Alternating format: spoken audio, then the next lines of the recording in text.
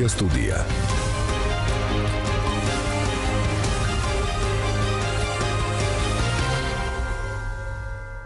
მოგესალმებით პატრიციულ რადიო მსმენელებო, ჟურნალისტი გიორგი ჩოკოშვილი. FM 102.4 ტალღაზეა თქვენი მიმღებები მომართული საზოგადოებრივ რადიოს, რადიო ერთს უსმენთ. ღია სტუდია იწყებს მუშაობას ღია ეთერში და ჩვენს მუდმივ მსმენელებს ალბათ გახსოვთ, რომ 4 შაბათობით ძირითადად ვახერხებთ ხოლმე განათლებაზე და მეცნიერებაზე გესაუბროთ. დღესაც ასე იქნება. ჩვენი სტუდიის სტუმარი გახლავთ შეფასების და გამოცდების ეროვნული ცენტრის დირექტორის მოადგილე ბატონი ივა მინდაძე. მოგესალმებით ბატონო ივა. ძალიან დიდი მადლობა მოწვევისთვის. მოგესალმებით ჩვენს რადიო მსმენელს. და სულ ახლახანს დამთავრებულ ეროვნულ გამოცდებზე გვექნება საუბარი, ასევე რასაკვირველია გვერდსვერაული და ყველა თქვენგანისთვის ალბათ ცნობილია ჩვენო ძირფასო რადიო მსმენელებო, რომ ერთი ნაწილი აბიტურიენტებისა, რომლებიც აბარებდნენ, არის უკმაყოფილო შედეგებით და აქციასაც მართავენ ახალგაზრდები თავისუფლებთან ერთად განათლების სამინისტროსთან. ამ თემასაც რასაკვირველია შევეხებით, რომ ვინაიდან პირდაპირ დაკავშირებული ეროვნულ გამოცდებთან, თუმცა ვიდრე ბატონ ივას გადავცემ სიტყვას, მე უბრალოდ მინდა ორი ფრაზით, ორი სიტყვით გითხრათ, შეგახსენოთ, რომ თუ რაიმე განსაკუთრებული კარგი წარმატებული პროექტი განხორციელდა საქართველოში ბოლო წლების განმავლობაში, ეს არის სწორედ შეფასების და გამოცდების ეროვნული ცენტრი, მათ მიერ ჩატარებული ორგანიზებული გამოცდები, რომელმაც საყოველთაო აღიარებით ერთხელ და საბოლოოდ დაასრულა საუბარი კორუფციაზე, უმაღლეს სასწავლებლებში პროტექციით ახალგაზრდების მოწყობაზე. ერთი სიტყვით ძალიან წარმატებული პროექტია და აი ამით მინდა დავიწყო პირველი შეკითხვა ბატონო ივა, თუ ყოფილა მსგავსი შემთხვევა, რომ აქციის დონემდე მისულა, უკმაყოფილო ყოველთვის დარჩება გამოცდების შემდეგ ვინმე, ხო? მაგრამ ასეთი აქციები თუ გახსოვთ, თუ ყოფილა ასეთი დონის ხმაური და აქცია. მართლა თქვა მახსოვს კი იყო ეგეთი აქციებით, მათ შორის ხმაურიანი აქციაც 2005 წელს. როდესაც პირველსავე წელიწადს, როდესაც გამოცხადდა 2004-ში, როდესაც გამოცხადდა, რომ მომავალ წელს იქნება აი ამ ერთიანი ეროვნული გამოცდების მოდელით ჩარიცხვა, მაშინ მოაწყეს ახალ წლებზე, იანვარში იყო თუ არ ვცდები, ეს აქცია სამედიცინო კოლეჯის სტუდენტებმა. მაშინ იყო ესეთი ვითარება, არ ვიცი, ბევრს ალბათ ახსოვს, რომ ვინც ამთავრდა სამედიცინო კოლეჯს, ის უგამოცდოთ სამედიცინო ინსტიტუტის გამოცდების გარეთ, ასე ვთქვათ, გვერდისავლით ხდებოდა სტუდენტი და ბევრისთვის მოხიბლელი იყო, რომ ჯერ კოლეჯში აბარებდა, 3 წელი გრძელდებოდა იქ მაშინ სწავლა და არა 2, როგორც 1 წელი დიდხანს გრძელდებოდა, ვიდრე ზოგად საგანმანათლებლო საჯარო სკოლებში და შემდეგ უკვე უგამოცდოთ, ასე ვთქვათ, პირდაპირ თუ რაღაც შიდა არ ვიცი, გამოცდით აბარებდა სამედიცინო უნივერსიტეტში. აი მაშინ თუ გამოცვლებზე ვლაპარაკობთ, გამოცვლები იყო სწორედ აი ამ კოლეჯის სტუდენტების და მათი ოჯახის წევრების გამოცვლა იყო, მათ შორის რამდენიმე კვირა გრძელდებოდა, იყო ხმაურიანი გამოცვლა იყო, რადგან თვლიდნენ, რომ სახელმწიფომ დაურღვია, ასე ვთქვათ, ხელშეკრულება, რადგან მათ უგამოცდოთ უნდა ჩაებარებინათ, ესეთი იმედი ქონდათ, ასე ვთქვათ, 2005 წელს. მას შემდეგ ესეთი მასშტაბური რაღაც სერიოზული გამოცვლა მე არ მახსოვს. რასაკვირველია, კიდევ ერთხელ ვიმეორებ, ალბათ პრეტენზიებიც იქნებოდა, არსებობს სამისოთ კომისიაც, ხომ ასეა ბატონო ივა? უკმაყოფილო ცხადი არის განხილვების. ადამიანი, რომელსაც იმედი ქონდა, რომ ჩააბარებდა უმაღლეს სასწავლებელში, გახდებოდა სტუდენტი და რომელიც ვერ გახდა და ასეთები ყოველ წელს სამწუხაროდ არის ცხადია. ან ისეთი, რომელიც აბარებდა მხოლოდ რაღაც მისთვის სასწავლებელი ფაკულტეტზე და იმ ფაკულტეტზე ვერ ჩააბარა, ცხადია უკმაყოფილო იქნება.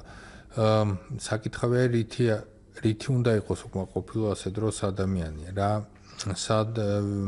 არის მიზეზი იმისა, რომ აი სურვილი არ დაკმაყოფილდა. აი ამ მხრივ მგონია, რომ ჩვენი ცენტრი მაქსიმალურად გამჭვირვალედ მუშაობს, ან აჩვენებს ტესტს, ორპასუხს აბიტურიენტებს, ყველა აბიტურიენტს აქვს საშუალება ნახოს შეფასება, გაასაჩივროს შეფასება დამოუკიდებელი კომისია ხელმეორედ ასწორებს, სიამოვნებაში კი მესამედ თუ ხელმეოთხედ, იმიტომ რომ თითოეული ნაშრომი სწორდება მინიმუმ 2-ჯერ, თუ განსხვავება მესამეჯერ, აპელაციის შემდეგ უკვე სააპელაციო კომისია მეოთხეჯერ გაასწორებს.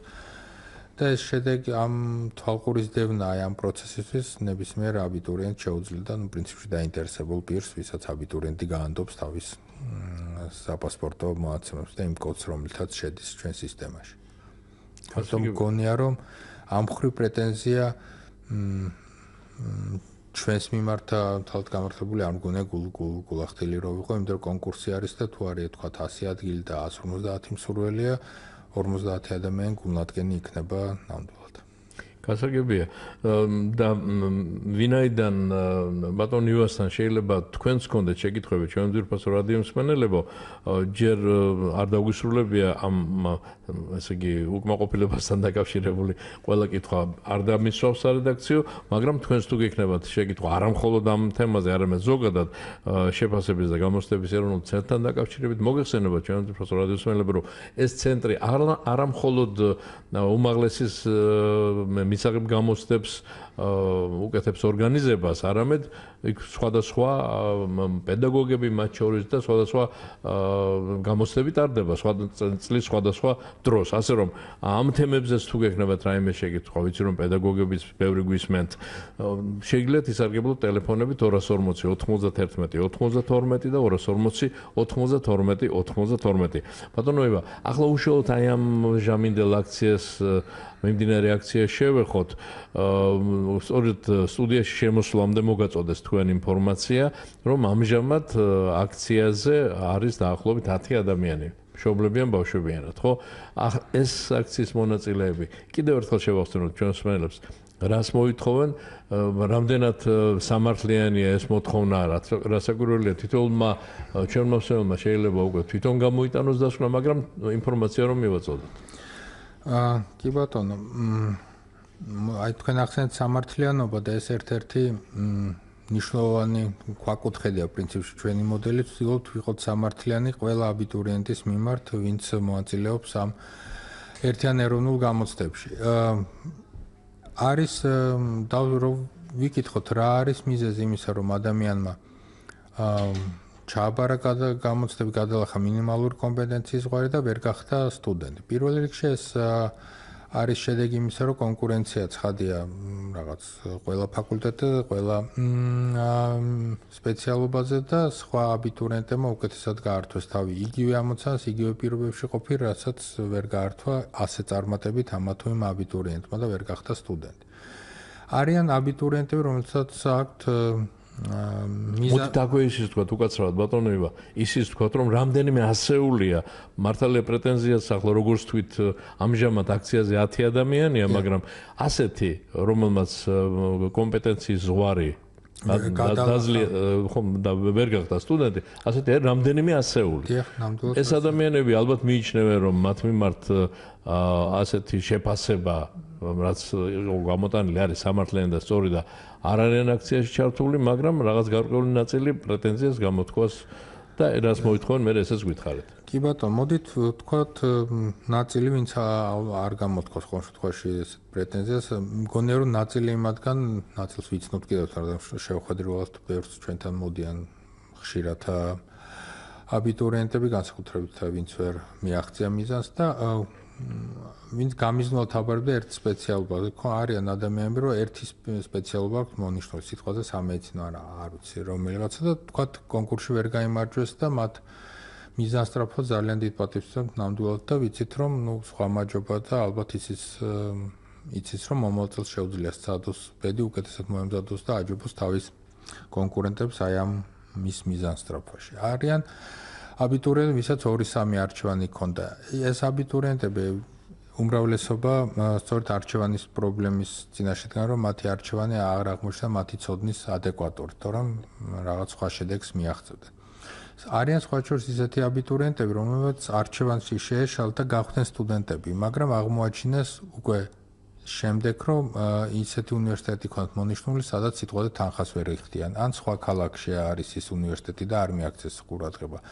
და ასეთი აბიტურიენტებიც არიან და უნდა თუმცა ესენი ამ აქციის მონაწილეები არ არიან, მაგრამ არიან აბიტურიენტები, რომელიც ჩაირიცხა თავის სიტყვაზე, თქვა მეორე არჩევანზე და აღმოაჩინა, რომ ეს მეორე არჩევანი სხვა ქალაქში ჰქონდა მითითებული და არა იმ ქალაქში, სადაც შეუძლია ცხოვრება და სწავლა და რეალურად ფაქტობრივად რჩება ასევე უნივერსიტეტის მიღმა, იმიტომ რომ სხვა ქალაქში არ აქვს ოჯახის საშუალება თუ ამ ადამიანის საშუალება, რომ იქ იცხოვროს, იქ ისწავლოს, ან ვერ იხდის, თქვა კერძო უმაღლესი სასწავლებელია, ძვირია, არ მიაქვს ამას ყურადღება. ბევრი სხვა მიზეზი შეიძლება იყოს და თუ ვამბობთ სამართლიანობაზე, ალბათ ყველა ეს ადამიანი ერთნაირად უნდა გამიხოლოთ შევსების ვისაც დაშვებული. ესე იგი შეიძლება მათაც გაუჩნდეთ ასეთი სურვილი და ერთგვარი პრეტენზიაც, რომ აი სადმე სხვაგან გადაგვიყვანოთ, ხო? თუმცა ჩვენ ამ შემთხვევაში ამ პრეტენზიებს მივიღებთ, რაღაც დავაკმაყოფილებთ, ამ შემთხვევაში სხვა ბევრი უკმაყოფილება შეიძლება გამოჩნდეს. შეიძლება გამოჩნდეს, არ ვიცი ხა. მაგრამ მგონია რომ სამართლიანობის პრინციპით ყველა ინფორმირებული იყო, ყველა მიცოდა, არჩევანი შეუზღუდავი იყო, მათ შეძლო ნებისმიერი რაოდენობა, ან მიზანმიმართულად მხოლოდ ერთი, რადგან ანუ ორი ან არა. ასეთი ბევრია ხოლმე ბატონებო, ვისაც ერთი ან ორი მოწერია მხოლოდ არჩევანი ასეთი განსაზღვრული რომ აქვს და კაფეოთ რომ იცის სადაც ასეთები არიან, რამდენიმე 1000-იც კი არის, ვისაც უწერია თქვა 5-ზე ნაკლები, რომელსაც იცის რომ აი რამდენიმე 1000-ია ნამდვილად, ვისაც უნდა რომ აი მხოლოდ სამედიცინო უნდა თქვა და თან სამედიცინო მხოლოდ აი აქ თქვა, თან და მხოლოდ შემოქმედებითი, ისინი როგორც წესი 2-3 არჩევანზე მათ არაკეთებენ. ბატონებო, მსმენელი გველოდება, მოდით მასაც მისი კითხვაც მოვისმინო და შემდეგ გააგრძელოთ საუბარი. ალო გისმენთ? გამარჯობათ. გაგიმარჯოთ. ერთი ასეთი შეკითხვა მაქვს. რა თქმა უნდა, თაობას უნდა რომ უმაღლესი მოეწონათ ჩაბარონ და მაგრამ მე ერთი ასეთი შეკითხვა, იმიტომ გამიჩნდა რომ სტუმარმა ბრძანა რომ 3-ჯერ, 2-ჯერ და даже მეოთხედაც მოხდა გასწორება. შრომების გასწორება. აი ეს ნამდვილად რომ მე არ ვიცი შეიძლება ეს ჩემი აზრია, ჩემში მაგალითად ეჭვი გამოიჩინა. რატომ უნდა მოხდეს ისეთი სპეციალისტები გამსწორებლად რომ 4-ჯერ, 3-ჯერ და 2-ჯერ უნდა გასწორდეს ბავშვების ნამუშევარი.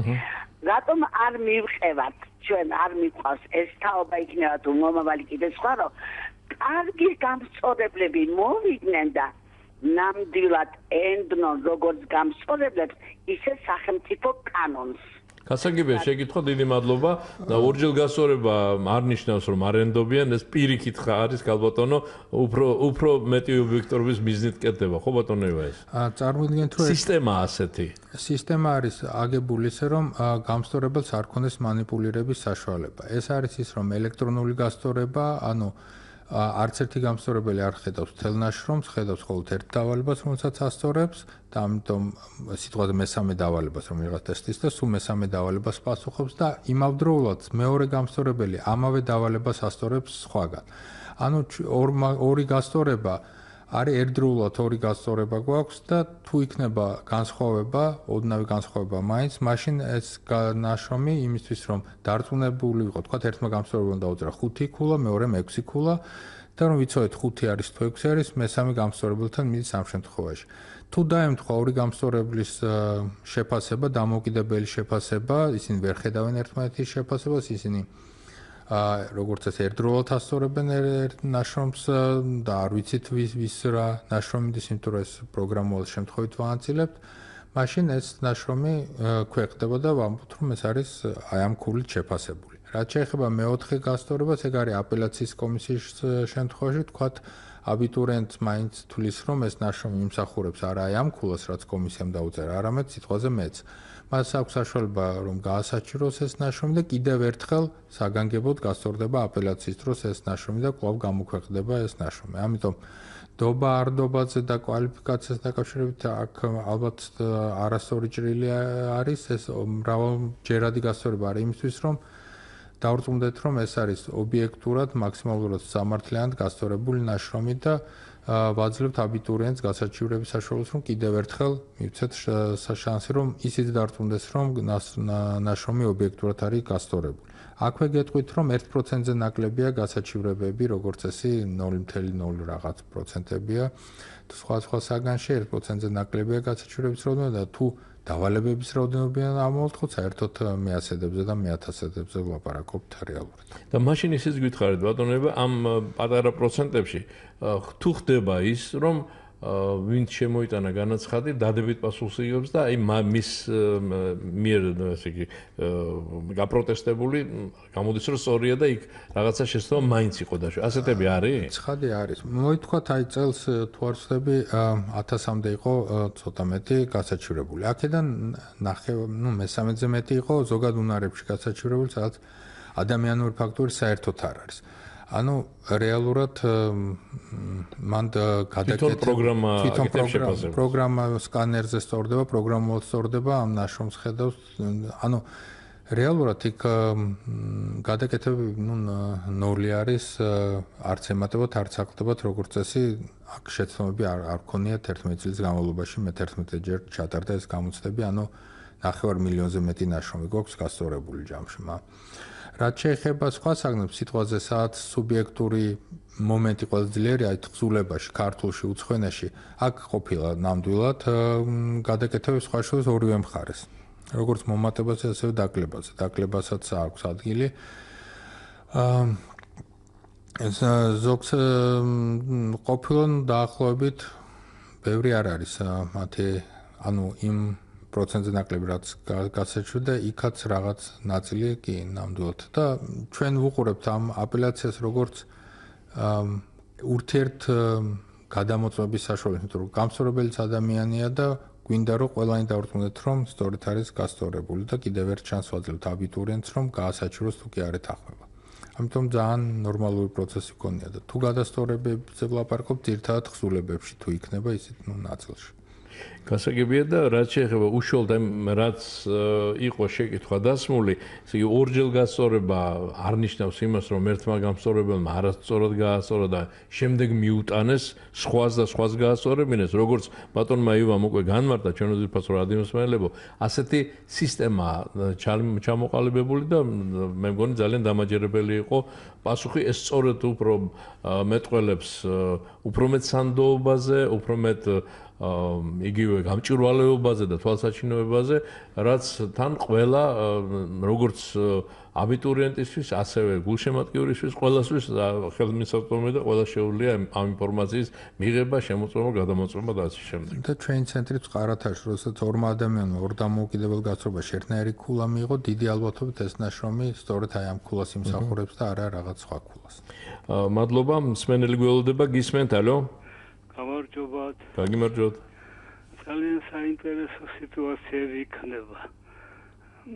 ვფიქრობ, იმ აბიტურიენტებს, რომელსაც პრეტენზიები აქვთ, თავიანთი ბრალია და უნდა ითხოვონ ხოლმე, რომ დარჩენილ ვაკანტურ ადგილებზე გადაანაწილონ და ალბათ სამინისტრო ასეთ გადაწყვეტილებას მიიღებს და წავა რაღაც დათმობებზე, რომ ამით არ იზარალებს არც სასწავლებლები და არც აბიტურიენტები. რაც შეეხება ერთიან ეროვნულ გამოცდებს, საზღვარგარეთ ასეთი გამოცდები არ ტარდება და ბევრ შემთხვევაში გამოცდასაც ღებულობენ, იმიტომ რომ საშუალო სასწავლებლებში კაცრად ხდება სწავლება და შეფასებები და როგორც გარდა ამისა, კლებულობს ყოველწლიურად ჩვენთანაც აბიტურიენტთა რაოდენობა. იყო დრო როცა 100,000-მდე განაცხადი შედიოდა ხოლმე და ახლა ისე წავა საქმე, რომ მეტი ადგილები იქნება და ნაკლები განცხადებები შევა. და შეიძლება მაშინაც ვერ დაკმაყოფილდნენ აბიტურიენტი თავიანთი გაუგებრობების გამო. ახლა მე მაინტერესებს რაღაცა ლაპარაკია უკვე, რომ ჩვენთანაც ციმძიმის ცენტრი ამ გამოცდებზე გადადასვლებული იქნას სკოლებში, გამაღლდეს სწავლება და გამოცდებით. და ჩვენთანაც აღარ იყოს ისეთი გამოცდები, აი ახლა რო ტარდება და იყოს რაღაც წესწური გამოცდები და ამაზე ბატონი ევა რაც გქონდა. მადლობა, დიდი მადლობა რომ ჩაგვერთებთ. რა თქმა უნდა, ეს ძალიან სერიოზული და მნიშვნელოვანი თემაა და ჩვენ გქონდა გათვალისწინებული ეს შეკითხვა ჩვენი სტუმრისათვის, მაგრამ ჯერ გვინდოდა ეს ამოგვეწურა და ამოწურეთ ბატონოება ის საკითხი, სხვა შორის მსმენელმაც ბრძანა რომ თავისი მოსაზრება გამოთქვა, რომ ალბათო სამინისტრო რაღაც გარკვეულ დათმობებზე წავა და ამ ახალგაზრდებს, სადაც არის თავისუფალი ადგილები გადაანაწილებს, რამდენად არის შესაძლებელი იქნებ ჯერ ეს გითხრათ. მართალია სამინისტროს პოზიცია შეიძლება თქვენთვის ვერ განმარტოთ ისე, იმიტომ რომ არ წარმოადგენს სამინისტროს. ნამდვილად ვერ ვილაპარაკებ, მაგრამ რაც შეეხება მეორად ჩარიცხვებს, ესე იოლად არ არის საქმე, რომ არის ვაკანტური ადგილები, მაგრამ ის აბიტურიენტები, რომლებიც ვერ ჩაერიცხნენ, მათ ჰქონდათ რაღაც სურვილები, სადაც ვერ მოხვდნენ და იქ ადგილები აღარ არის. ანუ მათი, ასე ვთქვათ, პირველად სურვილებზე ვერ მოხვდებიან. რაც შეეხება ვაკანტურ ადგილებს, გასათვალისწინებელია ის საგანი, დამატებითი საგანი, რაც ჩაბარებული აქვთ აბიტურიენტებს და ადგილების რაოდენობა, რაც არის ამა თუ იმ ფაკულტეტზე მოცემული. სიტყვაზე დარჩა 5 ადგილი ვაკანტური და სურვილი გამოჩნდება 6, ან ვთქვათ 60, არ ვიცი.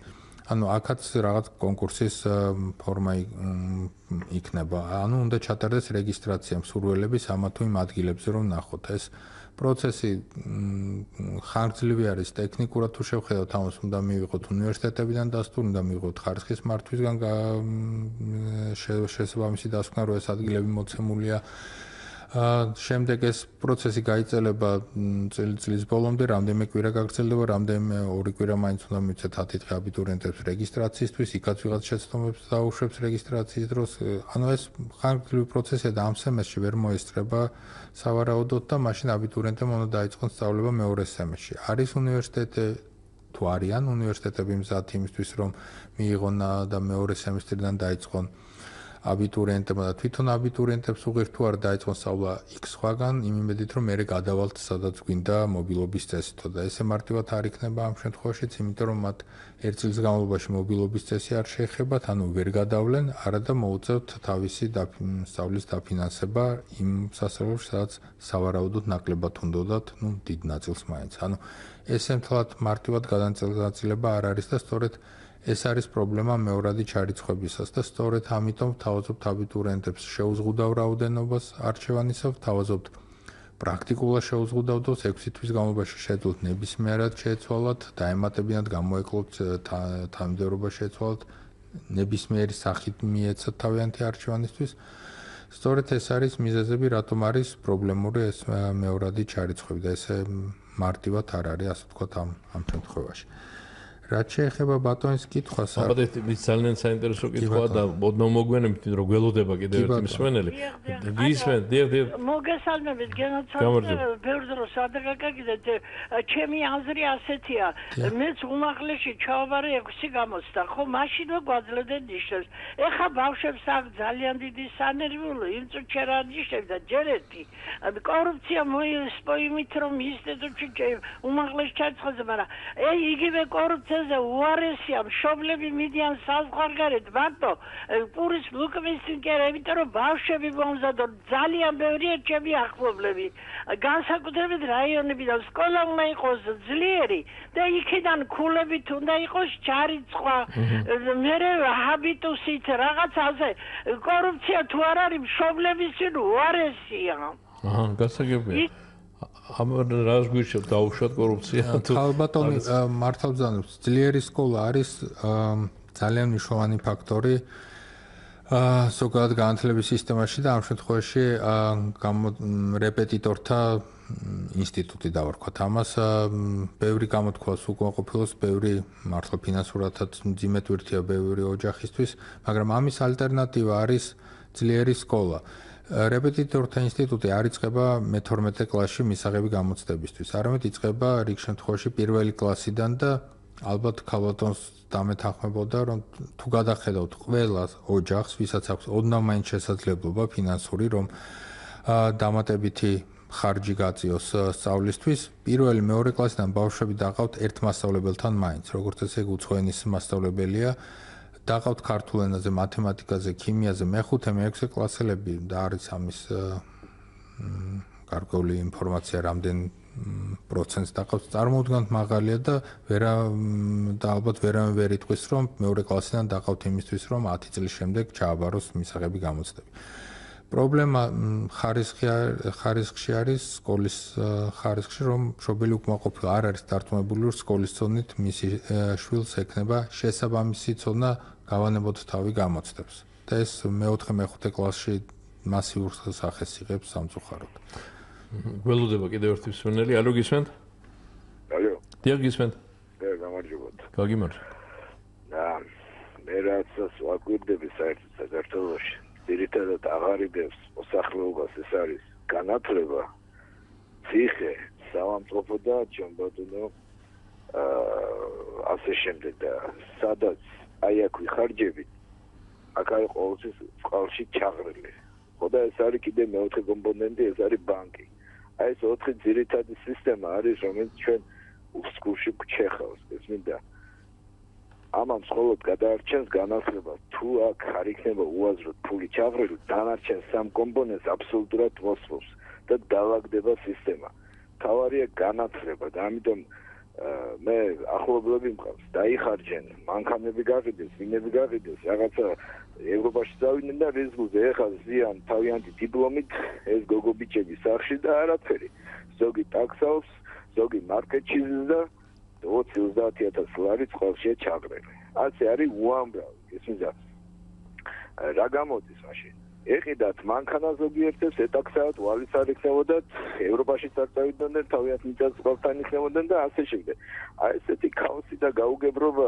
ჩემბადო და მე მგონი ხალხი გაიღვიძა ამიტომ დროა რომ თავიდან ბოლომდე გადაკეთდეს ადამიანურად ეს სისტემა გასაგებია დიდი მადლობა ზოგადად განათლების მნიშვნელობას შეეხო ეს მსმენელიც და მოდით დაუბრუნდეთ უკვე იმ შეკითხვებს ორმა ადამიანმა ახსენა ორმა მსმენელმა უკვე სკოლებში საშუალო სკოლაში განათლების დონის ამაღლების აუცილებლობა და ბატონებია ეს თქვენ არ გეხებათ რა თქმა უნდა საშუალო სკოლებში ზოგადად საგანმანათლებლო სკოლებში როგორი დონე იქნება სწავლების თქვენ ამას ვერ მართავთ შეფასების და გამოცდების ეროვნული ცენტრი სწორედ ამ ცენტრის დირექტორის მოადგილე გახლავთ ბატონი ივან მინდაძე შევახსენებ ჩვენს მსმენელებს და მათ საყურადღებოდ ვაცხადებ ვინც ახლა ჩაგვერთო რომ შეფასების და განათლების ეროვნული ცენტრის დირექტორის მოადგილეა ჩვენი სტუმარი ბატონი ივან მინდაძე ასევე იმასაც შეგახსენებ ჩვენ ძირფასო რადიო მსმენელებო რომ ჩვენ ახლა ღია ეთერში ვართ მაგრამ გადაცემა იწერება და თქვენ მისი მოსმენა სხვა ნებისმიერ დროს შეგეძლებათ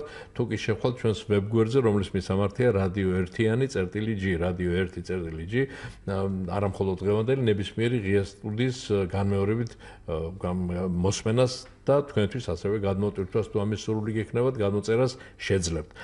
რაც შეეხება ამ შეკითხვებს ბატონებია კიდევ ერთხელ ვიმეორებ რომ მართალია თქვენ უშუალოდ ამ პროცესებს ვერ მართავთ, მაგრამ როგორც ჩანს თქვენც ეთანხმებით ამ მოსაზრებას რომ საშუალო სკოლებში ზოგადად საგანმანათლებლო სკოლებში განათლების უფრო მაღალ დონეზეა და თამას ასაწევი ხარისხის განათლების ხარისხის გულისხმობ და ამაზეც მინდა კითხოთ ამ შემთხვევაში თქვენ რაც გეხებათ აი რამდენად რეალურია ის რომ მართლაც სიმძიმის ცენტრმა როგორც ჩვენი მსმენელი ბრძანებდა გადაინაცვლოს სკოლებზე და გამოცდებიც იქ ჩატარდეს აღარ იყოს ერთიანი ეროვნული გამოცდები ეს თუ არის სახელმწიფო პოლიტიკის რანგში აყვანილი და თუ არის მსჯელობა სახელმწიფო წრეებში ამის თაობაზე თუ არა ჭორები ასე ვთქვა და საუბარი ბევრია კი ბატონო ის რომ განათლება თამასა ასაწევია და სკოლაში ხარისხი უკეთესი რომ იყოს ყველა ვინ იქნება ამის წინააღმდეგ ალბათ ყველა ვთანხმდებით რომ არა დამაკმაყოფილებელი ვითარება სკოლებში ყველამ ვიცით და ჯობია უკეთესი იყოს მაგრამ წინა მსმენელმა ბრძანა რომ მისაღების გამოცდები ერთიანი ცენტრალიზებული გამოცდები ბევრ ქვეყანაში ან თუ არსად არ ტარდება თუ როცა ესე არ არის ძალიან ბევრ ქვეყანაში ტარდება მათ შორის სიტყვაზე არ ვიცი დასავლეთ ევროპის თუ აღმოსავლეთ ევროპის ყოფილი სოციალისტური ბანაკის ქვეყნებში არა თქვა ტარდება დიდ ბრიტანეთში ტარდება ბალტიისპირა რესპუბლიკებში ტარდება ბალკანეთის რესპუბლიკებში ტარდება სხვა ტიპის მისაღები გამოცდები ამერიკის შეერთებულ შტატებში ისრაელში ანუ ძალიან ბევრ ქვეყანაში ტარდება სხვა სახის ცენტრალიზებული გამოცდები გარე იმისთვის რომ მოხდეს შერჩევა სტუდენტებისთვის სადაც კონკურსი არის შერჩევის რაღაც პრინციპი უნდა არსებობდეს სხვა საკითხია როგორი უკეთესი არის ქვეყნისთვის ერთიანი ეროვნული გამოცდები ყველა კორუფციას ახსენებდა დღეს სინამდვილეში მაგიტომ არ შეიქმნა ერთ-ერთი მიზეზი იყო ცხადია კორუფცია მაგრამ პირობებით შეიცვალა სათანადოდ აი ეს ორ ნიშნულოვან საკითხს ვიტყვით და ვიტყვი რომ ყველა ცვლილებაზე ლაპარაკი აქედან უნდა დაიწყოს ალბათ ეგ არის უნივერსიტეტების დაფინანსება პირველი ძალიან მნიშვნელოვნად შეიცვალა 2005 წელს უნივერსიტეტების დაფინანსების სისტემა. იქამდე თუ იყო გარკვეული თანხა მოჭრილი, რომელიც მიდიოდა რაღაც უნივერსიტეტში სიტყვაზე 100 ლარი, მეორე უნივერსიტეტში 50 ლარი, ესე აღარ არის უნივერსიტეტების დაფინანსების წყარო გახდა სტუდენტი. რაც მეც სტუდენტს მოიზიდავს, მეტი შემოსავალი აქვს. ძირითადი შემოსავალი, ერთ-ერთი, მაგრამ ძირითადი არის სწორედ სტუდენტები. სახელმწიფოც გრანტის სახით თანხას სტუდენტებს აყოლებს, ასე ვთქვათ, საუკეთესო სტუდენტები, ესეთი 6000-ზე მეტია, 7300 წელს მიიღებს სახელმწიფო დაფინანსებას და სახელმწიფო სტუდენტის გზით აფინანსებს უმაღლეს სასწავლებელს. ანუ გრანტირების წესი შეიცვალა და რადგან გახდა ცენტრალიზებული წესი გრანტის განაწილების, ცენტრალიზებული გამოცდის აუცილებლობაც გაჩნდა. მეორე ნაწილი არის რაც ძალიან მნიშვნელოვანი არის აკრედიტაცია, უმაღლეს სასწავლებლების აკრედიტაციის სისტემა. აკრედიტაციის სისტემა უმაღლეს სასწავლებელს უწესებს გარკვეულ მოთხოვნებს, გარკვეულ კრიტერიუმებს დაყრდნობით, რომ ამ უმაღლეს შეიძლება სწავლდეს 100 ადამიანი და არა თქვა 500. 100 ადამიანი რახან არის და არის 200 მსურველი, შესაბამისად ჩდება ასევე კონკურსის ჩატარების აუცილებლობა. აი ეს ორი პირობის შეცვლა საერთოდ ამას ეფუძნება დღევანდელი მოდელი. თუ ვლაპარაკობთ და თქვენზე ვკითხულობთ სახელმწიფო წრეებში რა ხდება, არ ვიცი რა ხდება ნამდვილად, ესე მტკიცედ ვერ ვიტყვი, მაგრამ თუ ვცვლით სისტემას, ამაზე ლაპარაკი არის, თქვათ, სხვა დონეზე, სხვა ტრიბუნაზე განათლების მინისტრად ცოტა ხნის წინ ბრძანა, რომ მიმდინარეობს მსჯელობა სწორედ აი ამ პრინციპების სრულყოფაზე და დახვეწაზე. თუ ეს პრინციპები შეიცვლება, სხვა ფორმას მიიღებს, სხვანაირს მიიღებს, მას მიყვება გამოცდები, იმიტომ რომ გამოცდები არ არის ავანგარდში და არ უნდა იყოს, არამედ სწორედ უნდა იმ ცვლილებებს ასახავდეს, რაც მიმდინარეობს, თუნდაც აკრედიტაციაში, თუნდაც პროგრამულ აკრედიტაციაში, უმაღლესების ინსტიტუციურ აკრედიტაციაში, დაფინანსების წესში. ეს ის ასე ვთქვათ, პრინციპებია, რომელსაც ეფუძნება ერთიანი ეროვნული გამოცდების დღევანდელი მოდელი. თუ ეს შეიცვლება გამოცდებით ავტომატურად და სხვა ქვეყნების გამოცდილებას რომ უყურებთ, ზოგ შემთხვევაში ცენტრალიზებულია და ძალიან გავს ჩვენსაც, ვთქვათ, ბევრ ქვეყანაში არის სხვანაირად ცენტრალიზებული, გამოცდა ცენტრალიზებულად მზადდება, მაგრამ ენდობიან, რომ სკოლის მასწავლებელი არ დაეხმარება მოსწავლეს და სკოლაში უგზავნიან, ვთქვათ, გამოცდას. არის სხვა მოდელი, რომ უნივერსიტეტების ერთიანობა, სიტყვაზე წამყვანი 20 უნივერსიტეტი ერთიანდება, რომ ჩვენ ცალკე ჩავატარებთ კონკურსს და ატარებენ ასეთ კონკურსს, ესეთი მოდელებიც არის. სხვადასხვა მოდელები და რაღაც პრინციპს ეყრდნობა. ჩვენი პრინციპი არის უნივერსიტეტების დაფინანსებაზე დაფუძნებული, აკრედიტაციის სამსახურზე დაფუძნებული. აი ამ მოდელზეა მორგებული ერთიანი ეროვნული გამოცდები. ეს თუ შეიცვლება, მიყვება გამოცდები ცხადია და ცვლილებები აისახება საგამოცდო მოდელშიც. გველოდება მსმენელი, ალო გისმენთ? ალო, გამარჯობათ. გაგიმარჯობთ. ის რომ ეროვნული გამოცდებს ამას ძალიან ბევრი დადებითია, ამაზე ორი აზრი არ არსებობს. ნამდვილად კორუფცია ამას აღარავინ აღარ ახსენებს. სკოლამ რო დონე უნდა იმაღლოს აუცილებელია, მაგრამ სკოლის გამოცდიდან უმაღლესი მოწყობის ამის როგორც მშობელი მე წინამდეგი ვარ. იმიტომ რომ ეს არ იქნება ობიექტური, ეს იქნება სუბიექტური. ისინი ბავშვი იცნობენ რაღაცა ისე, რომ ზოგი მშობლის გამო მეც დაუწერს ნიშანს არა, გამოცდებს უნდა აბარებდეს ბავშვი სულ სხვაგან. ეს არის აი როგორც ეხლა ტარდება, არის ობიექტური და ამას მივესალმებით. სკოლიდან არაფრით არ შეიძლება ის არ იქნება ობიექტური შემოწმება. გასაგებია, დიდი მადლობა, მოსაზრება გაგვიზიარა ხალბატონმა, რასაკვირველია ჩვენ ამის საშუალებას ყოველთვის გაძლევთ ჩვენ უძიფას რადიოს მსმენელებო. ბატონ ივას ვთხოვოთ კომენტარი, გისმენთ ბატონ ივა? ხალბატონს ვეთანხმები, აბსოლუტურად თუ ჩვენ არა გვაქვს გარანტია, რომ არ ვიცი, ლაგოდეხიდან ფოთამდე ყველა სკოლაში ერთნაირად იწერება ნიშანი და ერთნაირად აი ვიღაცები იღებენ რვიანებს, ვიცით რომ ან 10-იანი, რომ 10-იანი მიღებული მასწავლებლის მიერ დაწერილი ლაგოდეხში იგივე ცოდნის ადეკვატურია, რაც მიიღო სიტყვაზე სხვა, არ ვიცი, თბილისში, აგერ რომელიღაც სკოლაში სულ ერთია. ერთნაირია მთელ ქვეყანაში. გვაქვს ამის გარანტია. გვაქვს იმის გარანტია, რომ ერთნაირ ცოდნაში ერთნაირი შეფასება გვაქვს, ერთნაირად ვუდგებით ამ პრინციპს. ამის გარანტია არა გვაქვს პირდაპირ ვთქვათ და ეს სკოლაში ესეთი სახის რატო არ არის ვთქვათ ოქროს მედალ უსნებს, რატომ არ აქვს შეღავათების. სწორედ ამიტომ რომ არ ვიცით რაში დაიწერა ის 10-იანები ერთნაირ ცოდნაში დაეწერა, ადეკვატურად ასახავს მოსწავლის ცოდნას ეს 10-იანი. როგორც კი ამას რაღაც პრივილეგია მიენიჭება, ვშიშობთ, რომ მეორე წელს, პირველ წელს თუ არა მეორე წლიდან გაიხსნება ნაცნობობისთვის, რაღაც სხვა გარიგებისთვის, მეგობრობის, რაღაც. აი, რასაც ქალბატონი ბრძანებდა. ეს პრობლემებია, რომლის თვალის დახუჭვა არ შეიძლება თუკი ახალ მოდელზე ვლაპარაკობთ, რადგან ეს პრობლემები შეიქმნება აუცილებლად და ამის გამოცდილება გვაქვს და არანაირი გარანტია არ გვაქვს, რომ ასე არ მოხდება. გველოდება კიდევ ერთი მსმენელი. ალო, გისმენთ? გამარჯობათ. გაგიმარჯობთ. ბატონო გიორგი, როგორ ბრძანდებით, ხო კარგად დაისვენეთ? მადლობთ, მადლობთ. თქვენ სტუმარს მივესალმებით და მე ასეთი წინადადება მაქვს თქვენთან. თქვენ უფრო სწორედ სტუმართან. აი, სკოლაში უნდა ბავშვი რომ მივა და დაიწყებს სწავლას, მასწავლებელმა თვითონ აარჩიონ ბავშვები, რომლებსაც მზამი დრეკილება აქვს. თუ აქ აი ხოლმე სხვადასხვა ჯგუფები უნდა იყოს, მათემატიკების გაძლიერებული ჯგუფები უნდა იყოს ცალკე, ლიტერატურის ცალკე უნდა იყოს, ბიოლოგიის ცალკე უნდა იყოს და ასე შემდეგ და ასე შემდეგ. ხო და აი ბავშვები უნდა გადაარჩიონ და აი ისე უნდა მისცენ გახრა ბავშვებს მიმართულება, რომ სათა რაშია ძლიერია, ის მართლა ძლიერი იქნება და მართლა მეცნიერი შეიძლება გამოვიდეს და დანარჩენი აზრი არა აქვს, ძნელია და აი ჩემი ასეთი წინადადება თუ ასეთი მეთოდი დაფუძნდება სკოლებში, დიდი წარმატება ექნებათ ბავშვებს.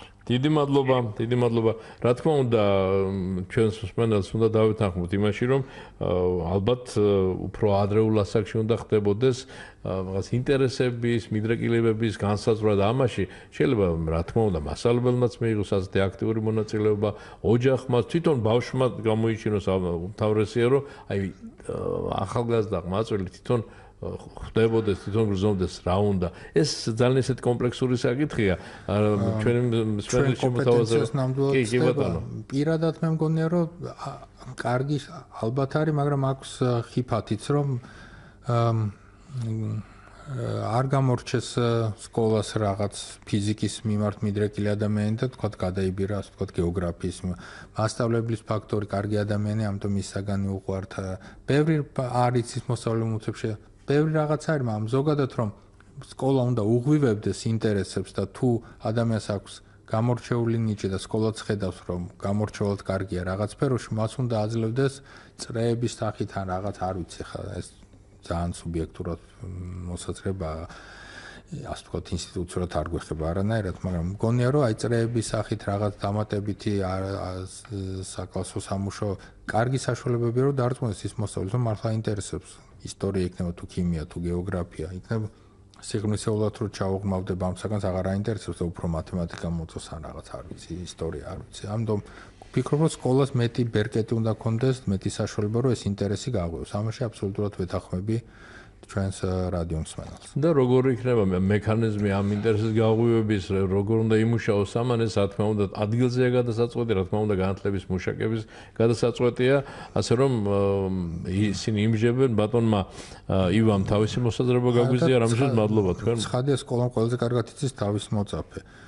ეხლა გამოსასწრების პოზიციიდან რო თქვა ჩვენ გვაქვს რამდენიმე საათი რომ 40,000 ადამიანი შევამოწმოთ რაღაც საგანში და სკოლას აქვს 12 წელიწადი იმისთვის რომ შეადაროს 40 ადამიანი სიტყვაზე ვინ როგორი არის. ამიტომ ეს ცხადია სკოლამ უკეთესად იცის, მაგრამ არ უნდა დაუხშოს მეორე უკიდურესობაში არ გადავარდეს რომ მხოლოდ ლიტერატურა ასწავლოს სიტყვაზე და არ ასწავლოს მათემატიკა. ეგეც ალბათ არ ივარგებს და ალბათ ჩვენი მსმენელის დაგვეთანხმება. ყველაფერი თანაბრად და ინტერესის მიხედვით რაღაც უფრო გაძლიერებულად.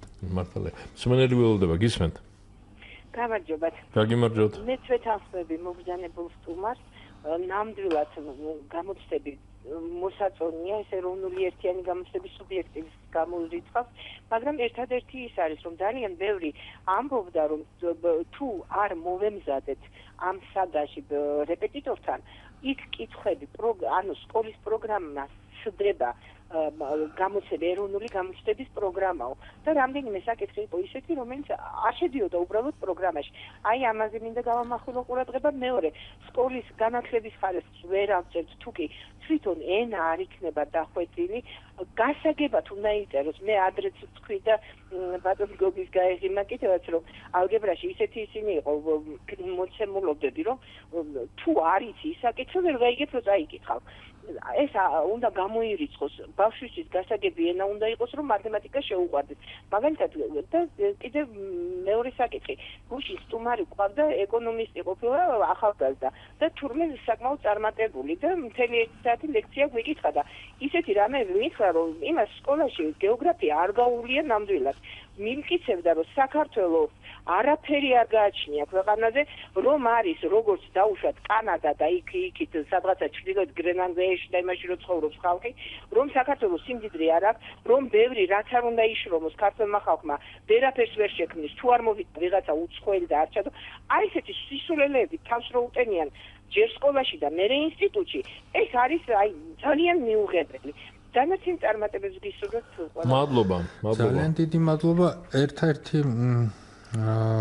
ქალბატონს ამ შემთხვევაში ვერ დავეთანხმები სკოლა გამოცდების ტესტური დავალებები გამოცდებში მოცემული მასალა საგამოცდო პროგრამა თითოეული დავალება რომელსაც ვაქვეყნებთ და ვაწვდით აბიტურიენტებს არ ცდება ეროვნულ სასწავლო გეგმას კარგი მოსწავლე რომელმაც იცის ეროვნული სასწავლო გეგმა რომელიც სკოლას ხვალშორს ვალდებულია რომ ასწავლოს მოსწავლეს არ გაუჭირდება ჩვენ გამოცდების ჩაბარება ესეთი საკითხი ტესტები ქვეყნდება ყველას ნანახი აქვს მასწავლებლებს მოსწავლეებს მათშობლებს გარწმუნებთ რომ ესე ის დავალება რომ კონდეს რომელიც არ არის ეროვნულ სასწავლო გეგმაში რომელიც ცდება პროგრამას ცნობილი იქნებოდა ყველასთვის საქართველოში 11 წლის განმავლობაში ესეთი შემთხვევები არ ქონია არ ცდება ეროვნულ სასწავლო გეგმას და ამას დიდ ყურადღებას ვაქცევთ რომ ყველა კარგ მოსწავლეს შეუძლია მაქსიმალური ქულის მიღება ჩვენ გამოცდებში.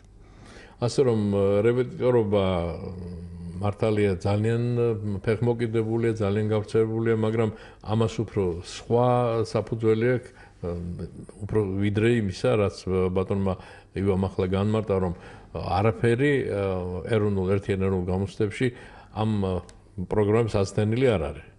მაგრამ აი სწავლების ხარისხი როგორია სკოლაში სხვადასხვა ბატონოება ახლა შეიძლება ცოტა არაპოპულარული რამე ვთქვა და შეიძლება გავანაწყენო განათლების მუშაკები მაგრამ ახლა თუ არა აი წინა წლებში მაინც ამბობდნენ იმას რომ რეპეტიტორიც კი სიტყვა არასწორად არის შერჩეული იმიტომ რომ ზოგჯერ სკოლებშიო საერთოდ არაფერს არ ასწავლიან და ეს ადამიანი რომელსაც რეპეტიტორს ვეძახით ნოლიდან იწყებს რომ ასწავლოს მომავალ აბიტურიენტს ეს რა თქმა უნდა ძალიან ცუდია რა თქმა უნდა ზოგად საგანმანათლებლო სკოლების ავტორიტეტის დაცემა ასე რომ ამაზე უნდა იმუშაოს სამინისტრომაც თქვენ არ გეხებათ ეგ მართალია მაგრამ ეს არის კომპლექსური საკითხი წინაზე მგონი სწორედ აქ ხშირად გვიწევს ამაზე ყოველს ლაპარაკი კომპლექსური საკითხი რომელიც არ წყდება არც მხოლოდ პედაგოგის კვალიფიკაციით არც მხოლოდ სახელმძღვანელოს ხარისხით არც სხვაჯერ საზოგადოების დამოკიდებულება მნიშვნელოვანია რა სტატუსი აქვს პედაგოგს როგორ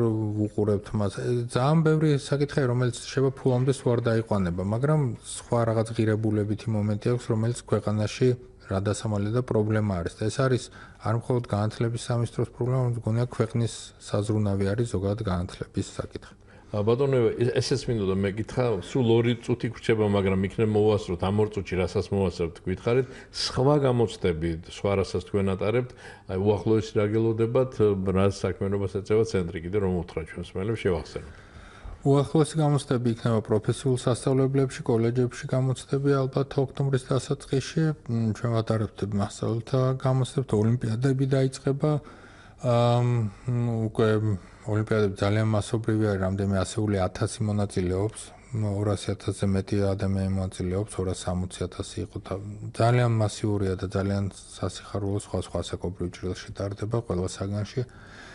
აი ოლიმპიადები, პროფესიული გამოცდები, მასწავლებლთა გამოცდები გვექნება ალბათ კიდევ ძირითადი საქმიანობა ალბათ აი ეს რაც წინ გველოდება უახლოეს რამდენიმე თვეში. იმის გამო რომ ცოტა ხმაურიანი არის ახლა ამ გამოცდების შედეგები უბრალოდ რაღაც ხმაური მოყვა ერთი ჯგუფის პრეტენზიებს ახალგაზრდების და რა თქმა უნდა ყველა ვისურვებთ რომ რაღაც ოპტიმალური გადაწყვეტილება იყოს მოძებნილი ამ მიმართულებით ჩვენ ძირითადად საუბარი მოგვიწია ამ თემებზე და აი სხვა საკითხებს ნაკლებად შევეხეთ ბატონო კიდევ ერთხელ ვიტყვი ვინაიდან დრო პრაქტიკულად ამოგვეწურა რომ შეფასების და გამოცდების ეროვნული ცენტრი ძალიან ფართო, ძალიან საინტერესო საქმიანობას ეწევა მთელი წლის განმავლობაში. მხოლოდ ზაფხულობით და ერთიანი ეროვნული გამოცდებით არ არიან დაკავებული ეს ადამიანები. ბატონო, მადლობა მინდა მოგახსენოთ. პირიქით, ძალიან დიდი მადლობა მოწვევისთვის. წარმატებები მინდა გისურვოთ.